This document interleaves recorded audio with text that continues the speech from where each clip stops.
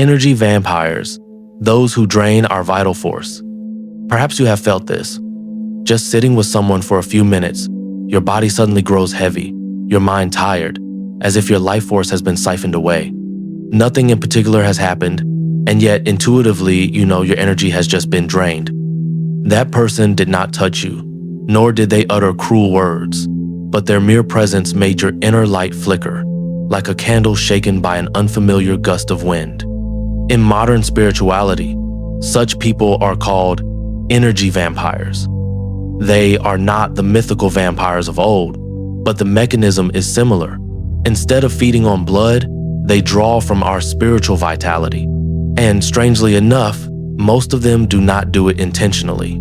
Their fears, insecurities, or unhealed wounds unconsciously drive them to seek energy from others as a way of filling the emptiness within.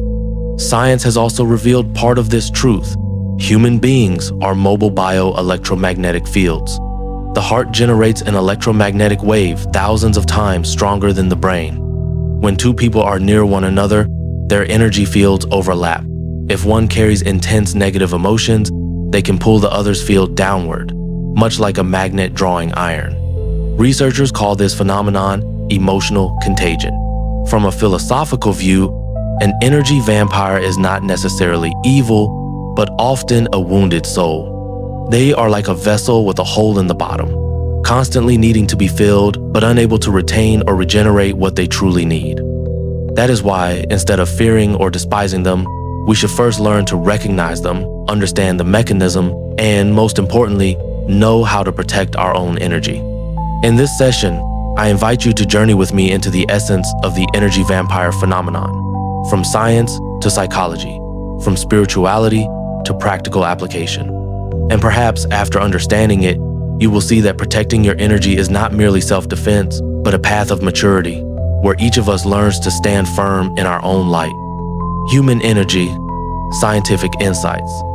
Before speaking of energy vampires, we must first understand the nature of human energy itself. Without this foundation, the term could easily be dismissed as mystical or unfounded.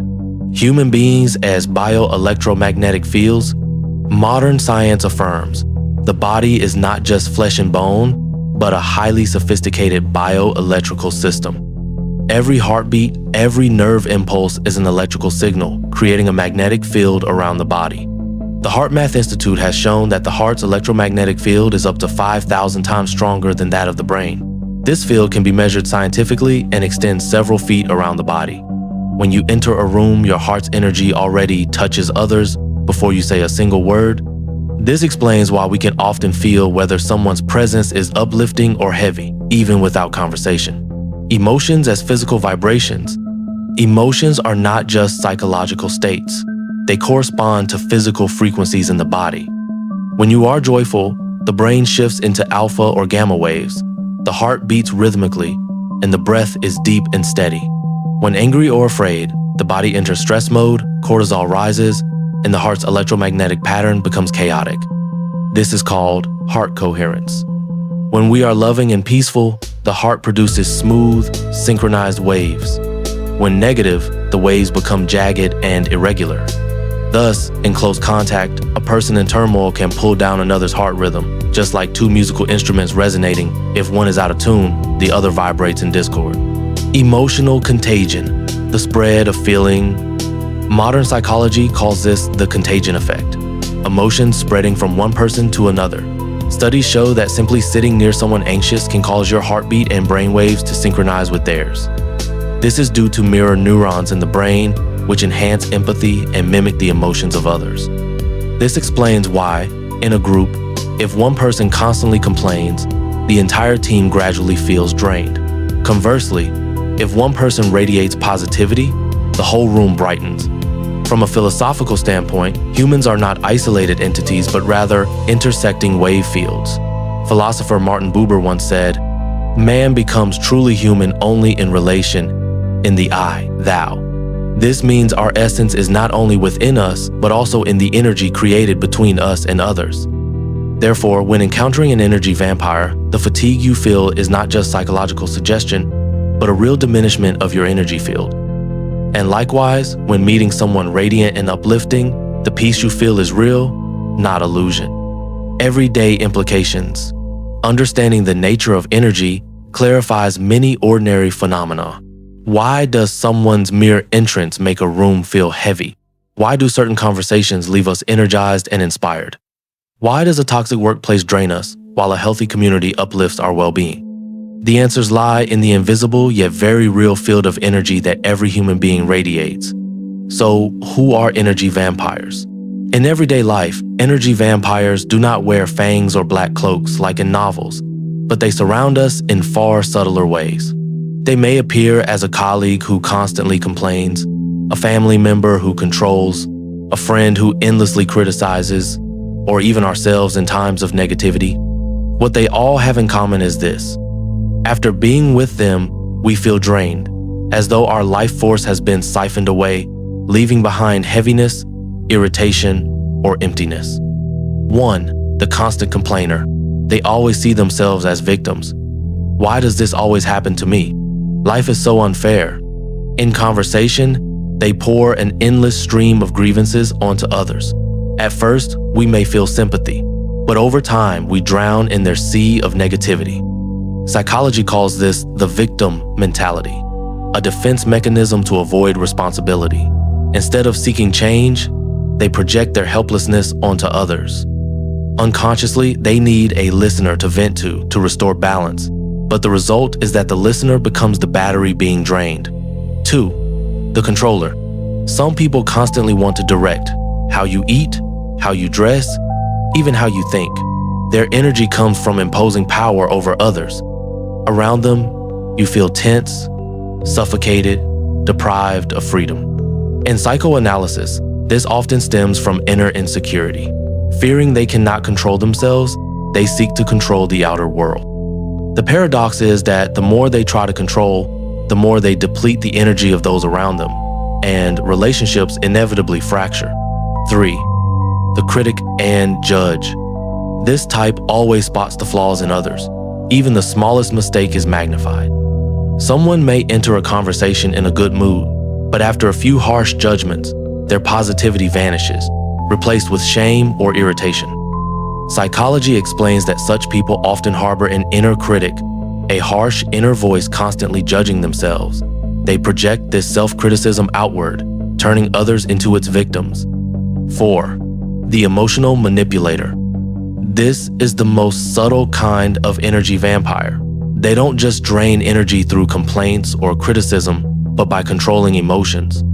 At times, they appear weak to elicit pity. At other times, they use guilt to force others into compliance.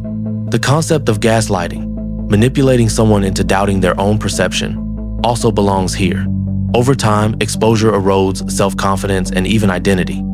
Could we ourselves be energy vampires? The truth is, none of us are immune. There are times when we complain, judge, or cling to others' energy because we ourselves are exhausted. Recognizing this is not for self-blame, but to understand that the energy vampire is a part of the shadow within us all. Carl Jung called this the shadow, the unconscious part that holds what we refuse to see. When unconscious, we let this shadow control us and drain others. When mindful, we recognize and transform it. From a spiritual lens, energy vampires are wounded souls yearning for light but not knowing how to find it within. They seek light outside, in you, and unconsciously feed upon it. This echoes a Buddhist teaching. When a lamp runs out of oil, it cannot continue shining by stealing flame from another unless its own reservoir is refilled. In truth, no one can live on another's energy. Only when a person reconnects to their inner source can darkness fade, protecting and strengthening our energy. After understanding the essence of energy vampires, the next step is not to run away or fight, but to learn how to protect our own energy. For if our inner light is strong enough, no one can drain it. But if we remain weak, we become fertile ground for negativity to settle. 1. Recognition, the first shield. The first and most important step is awareness.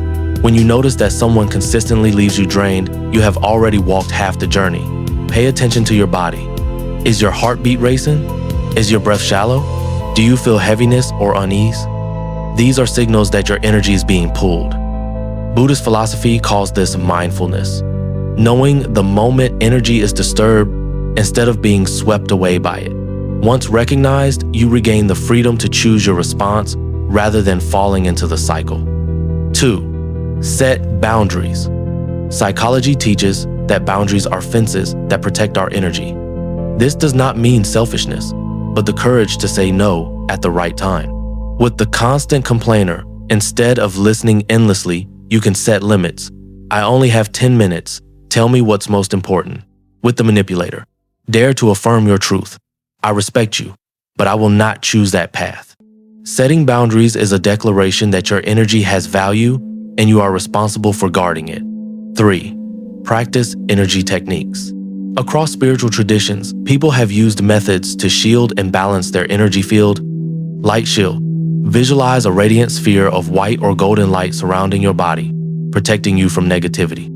Cord cutting. Imagine cutting invisible energy cords connecting you to others, returning their energy to them, and reclaiming your own. Grounding. Place bare feet on the earth, meditate with nature, release stagnant energy, and recharge with fresh vitality.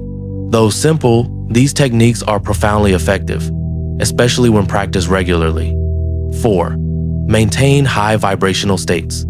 The best defense is not only protection, but elevation. When we live in love, gratitude, and peace, our field becomes strong, resilient, and difficult to penetrate. Healing music. Listen to 432 Hz, 528 Hz, or meditative soundscapes. Positive affirmations. Each morning declare, I am safe, I am clear, I am protected by the light of love. Yoga, breath, meditation, or movement. Keep energy flowing and unblocked. David Hawkins, in his Map of Consciousness, showed that a person vibrating at frequencies of love, gratitude, or joy radiates energy hundreds of times stronger than the lower states of fear or anger. 5. When is it time to leave? No matter how much we practice, sometimes the only solution is departure. A toxic relationship, prolonged, can exhaust us until no light remains to heal ourselves. In such times, leaving is not abandonment but protection, preserving the soul so it may continue to grow. This is compassion toward oneself, not drowning in darkness in the hope of saving another, but choosing to keep your lamp burning so that one day, if they are ready, your light may still shine upon them. 6. Transforming challenges into growth. Each encounter with an energy vampire is actually a lesson. It forces us to learn how to stay centered, unwavering. Instead of despising them, we can see them as mirrors, reflecting the places within us still fragile and easily drained. If we can maintain peace, then the energy vampire unintentionally becomes a teacher, helping us cultivate the strength to stand firm in our own light. Protecting energy, therefore, is not only about building shields, but also about nourishing the inner flame. When the light within grows strong, instead of being depleted, it radiates outward and can uplift others. Closing reflection. Energy vampires are far more common in daily life than we might think. They may be constant complainers, harsh critics, subtle manipulators, or even ourselves when fear and wounds dominate. But rather than fear or hatred, a deeper perspective sees them as souls in darkness, yearning for light, but seeking it outside instead of within. We cannot live on their behalf, but we can choose to remain luminous, refusing to be drawn into their spiral. Science has shown that human energy is real, measurable, and transmissible. Spirituality affirms that our words, emotions, and presence radiate frequencies that influence the collective. Thus, protecting energy is not merely a survival skill, it is an art of maturity, knowing how to set boundaries, practice mindfulness, and nurture the inner light.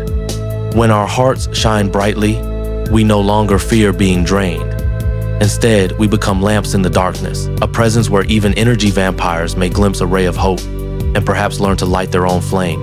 And perhaps the greatest lesson of all is this: keeping our energy pure is the most precious gift we can offer to the world.